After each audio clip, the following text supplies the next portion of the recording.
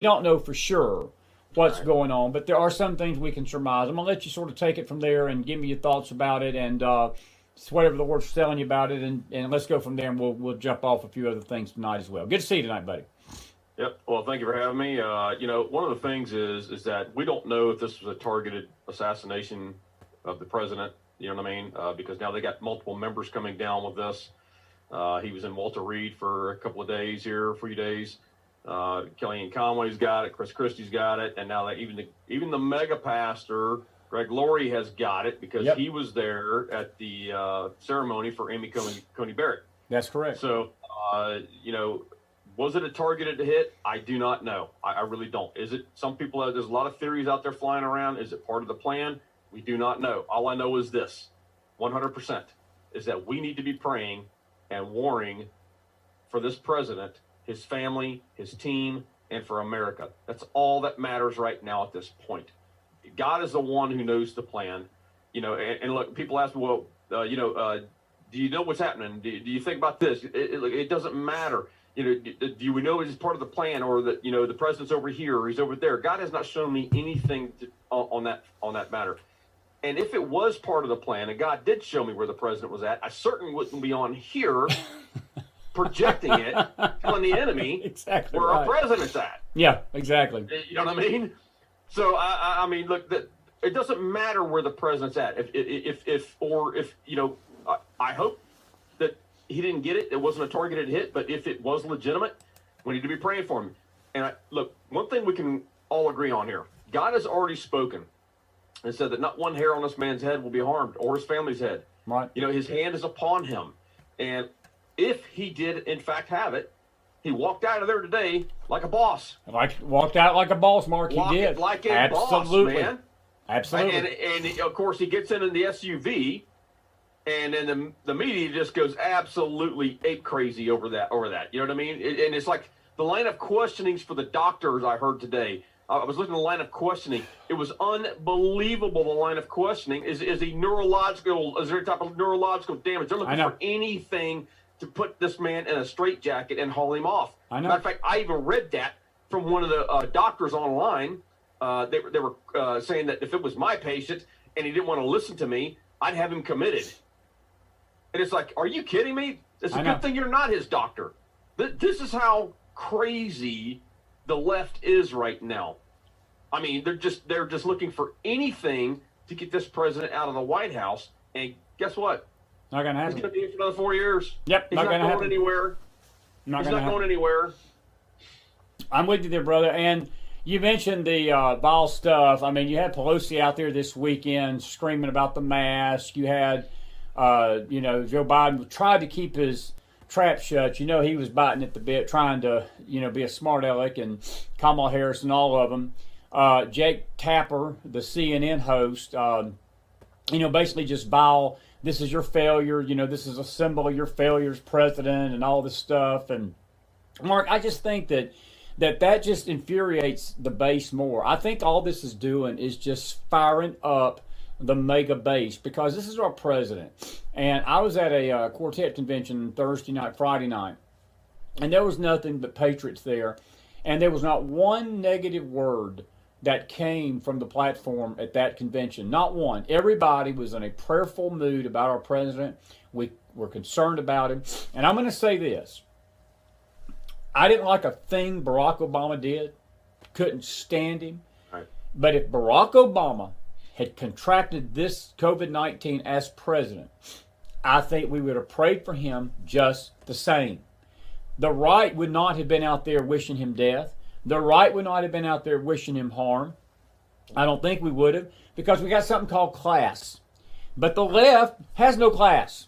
Right. So that's what they did when it came to President Trump. I thought it was disgusting, and I thought it was despicable, but what can we expect anything less than the left? Yeah, and so I think it's just showing where the heart of man is right now, brother. It's showing their true intentions. Look, and like you said, even if Barack Obama would have come down with it, you may not respect the person in the office, but you have to respect the office. You do? You just like you don't respect the rank above you, or the man above you, or woman above you, whatever it is. You got to respect the rank. And the problem is we've got a generation of people coming up here. They don't respect any of the above because they've never been taught respect. No, They've never been taught to respect authority, period.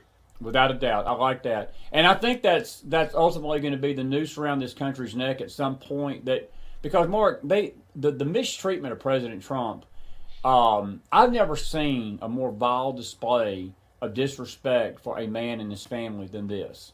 I thought they were fairly rough on Bush Jr., not that I was a fan of Bush Jr., but watching this bunch go after him, Ronald Reagan and George Bush Jr.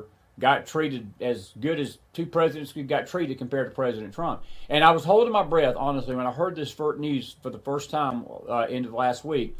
I was literally holding my breath, thinking, oh no, here comes the calls, here comes the vile stuff, here comes the wishes of death, and the insinuation that this mask, if he'd have worn a mask, then none of this would have happened. Mark, that is complete, nothing but nonsense. It had nothing to do with the mask. Right. And as you said, I mean, we don't know where this came from. We don't know how it happened. Kayla McInerney has it tonight. Kellyanne Conway has contracted it, Chris Christie. And look, it's a tragedy for all involved. But thank God our president is safe now. He's back home from Walter Reed tonight. And it seems to be they said he was cutting jokes over the weekend and ordering pizza and chocolate for everybody. And that's not going to be the narrative of the media for the next 5 or 6 days. And we might as well just brace our people for it tonight. Not going to happen. You might as well just get your seatbelt on and realize that's what it's going to be like, you know? Well, what happens if he gets a third term like he's been talking about? What do you think would happen then? Oh, I think the Dems would actually wish for COVID-19. I think they would literally pray. I'm probably going to right-wing watch for that statement. But no, they'll probably pray. They'd probably pray that they all catch COVID-19 if that's the case. Anyway, buddy, good stuff tonight. Look, I'm proud of I love our president. I thank God that him and First Lady Melania are okay. And I know a lot of people were up in arms that we didn't come on Friday night and Thursday night. And folks, there's really not much we could have done. Look, we all need to be praying. Me and Mark are not Superman. We're not here. Our prayers can reach heaven just like yours can. That's right. And I just got slammed, I know you did too, of a lot of comments from people saying, well, we really need y'all on tonight. Well, what could we have done? I mean, I felt like I didn't feel a leading to come on. I felt like that we needed to pray as a nation. And I think the people that you need to understand that your prayers out there are just as important as anything me and Mark can do on this show.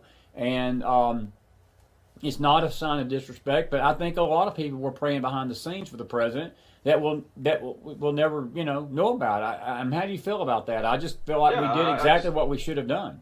Well, look at the amount of people outside of the hospital itself. I mean, he was buying them pizzas. And, yes. The amount of support that he had was, worldwide. I mean, he was worldwide. People were praying for the president. So, and look, this whole thing about, I got the same tweets or, emails or whatever. Why don't you, Chris, come on? It's like, look, guys, we have been preparing people for this, for such a time as this. Mark. Come on. For like how many years now? And especially people who've been following me from the beginning, know me. They know me enough to know. They've heard me enough to know what my ministry's about. My ministry is about helping prepare others for this particular time right now. And I keep telling people, don't rely on one man, meaning me or anyone else, one man, to hear the voice of God for you or to give you details upon detail upon detail every time we make a move or a counter move happens. That's right. You need to listen to the Holy Spirit. You can hear God's voice just as good as any other person. Jesus opened that door for us, Chris, for any man to hear it. And so to think that someone can hear someone or God's voice better than you can and to rely totally on that person, can't do it. You can't do it, guys. And so this is where you have to hear the voice of God yourself. Now, having said that, let's look at the positive out of this whole thing. Okay? Because people tend to look at the negative. Okay, if this was an assassination attempt, okay, that's the negative side. Let's look at the positive side of this. Okay? The positive side of this is that, number one, our president's alive and well. And no weapon formed against him will conquer him, period. Now, are there going to be some good things come out of this? Absolutely. If he has, in fact, had COVID, and the family has had COVID, and they've gone through this, what do you think is going to come out of this? The cures. This is going to be this is where the cures are going to start coming from here, folks. Was this I'm not saying it was a setup, but I mean, if this is where a lot of good's going to come out of this. We have to look at the good side of this. The man was cured of this stuff in how many days? 2 days, 48 hours, whatever it was. Exactly. These guys have got something that they gave him now, or whatever it was at Walter Reed.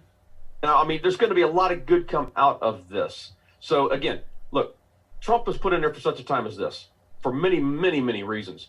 But one of the reasons I've been saying is that he's going to release the cures at some point. So what better way to get global attention than if the president actually got COVID and brings global attention to here's the cure, guys. We can knock this out with this right here. Bang, done, over, finished, right? So there's going to be a lot of good that comes out of this. So let's don't focus on the negative. Let's focus on the positive here. We got a president that's alive and well. So's his family, and listen. Don't think for 1 second that the deep state it doesn't need laundry service right now for this man walking out. I'm glad you of said a that. hospital being a boss. Okay, there's the other good thing that comes out of this because exactly. They can't touch him.